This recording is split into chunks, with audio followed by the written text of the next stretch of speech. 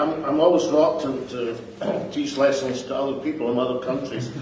And can I just say to the President here that if I say anything wrong, then I will not be buying lunch for lots of people.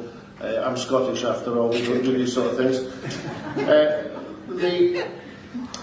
The process is quite interesting. There were many successful things about the process of trying to reclaim Scottish independence. There was no violence. Scotland is not unique in the world, but it's unusual in that the process of self-determination in the modern era in Scotland, in the democratic era, has been achieved without a single person losing their life. In fact, nobody's had so much as a nosebleed.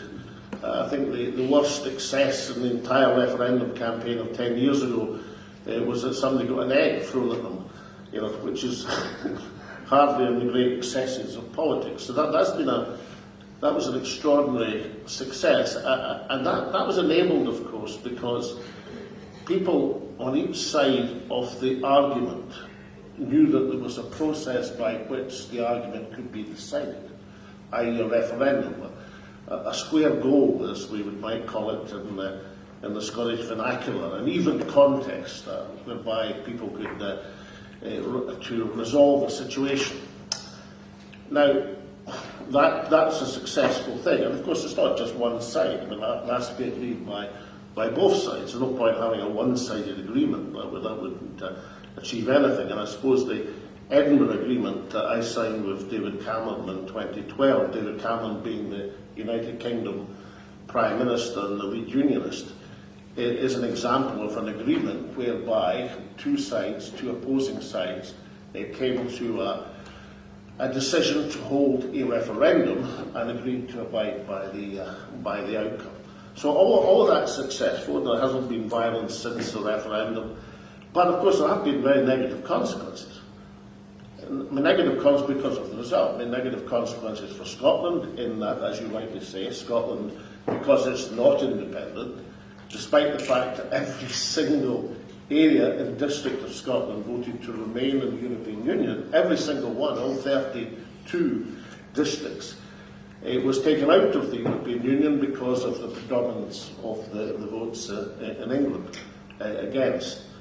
So that's clearly a major negative consequences. There are many others I could point to. The wastage of resources, not just oil and gas, but the renewable resources in terms of the lack of benefit for the Scottish people. We have been the only country in history to discover oil and gas in substantial quantities and become relatively poorer. And we seem like we're well on the road to becoming the country which produces 10 times its electricity requirements and yet has a substantial percentage of its old people who freeze in the winter. That sort of fuel poverty among energy plenty is a dreadful situation.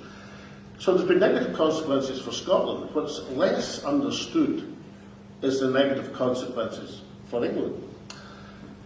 It is a reasonable supposition that if Scotland had voted for independence, then England 2 years later would not have voted to leave the European Union. For a start, David Cameron would have resigned as Prime Minister, as I resigned as First Minister when I lost the referendum. If he'd lost the Scottish referendum, he would have resigned as Prime Minister. It was his commitment to have the referendum on the European Union. But also the whole nature and psychology of that referendum would have been fundamentally different, if indeed it had taken place at all. So that's been a huge diminution of the United Kingdom's role in the world. And of course, if you look at the UK political scene now, the two major parties of state, the parties which have ruled the United Kingdom for the last 100 years, in the case of the Conservative Party for much longer than that, are both in huge disarray. The Labour Party has just won an enormous election victory, and 2-3 months later is flat on its back. It seems unable to govern. And the Conservative Party are just going through a leadership contest where the candidate who was emerging as the most formidable candidate has probably been knocked out by the votes of the members of Parliament before they got to send him to the Conservative electorate. So both major parties of state are in disarray, the economy is in serious trouble, the social life of England has huge tensions, there's a rise of a populist right-wing party which threatens the political establishment. So the interesting thing is, although Scotland has lost an opportunity, the UK has been diminished. And just one further point, although in referendum you must expect outside influences of some kind or another, the European Union of that time, President Barroso in particular, was not helpful at all to Scotland. I sympathise greatly with the difficulties at the present moment.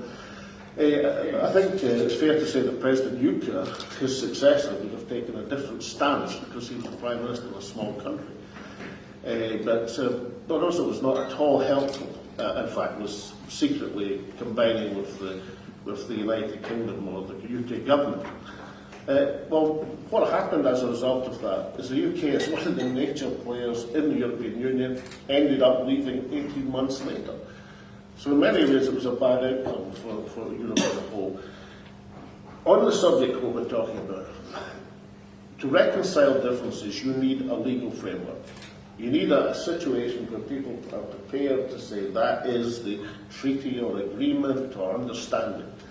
You certainly need leadership because usually to get that framework in place requires the leaders of various parties or countries or factions to go beyond their own particular interest and try to understand the interests of the other side.